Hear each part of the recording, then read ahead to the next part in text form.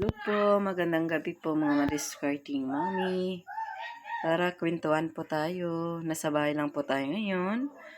Pero may ginagawa rin po tayo. Kung inyo pong napapansin, ito po ay plain na cabinet lamang.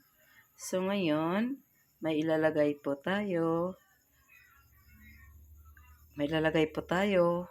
Kung ito nga ba ay ikakaganda ng aming cabinet. Wait lang. Lalagay ko lang po. Ayan po ang kalalabasan. Ayan po, sa isang piraso lang po muna tayo ng pinto. O diba, di pa tayo nag-iisip ng hindi maganda pag nasa bahay. Kailangan isip-isip din po tayo ng mga pagkakaabalahan. Diba mga discarding mommy? Pag tayo po ay nasa bahay, yan, nanay, katulong po tayo. Yan po, naglilinis po ako ng aming bahay. Kung inyo pong napapansin.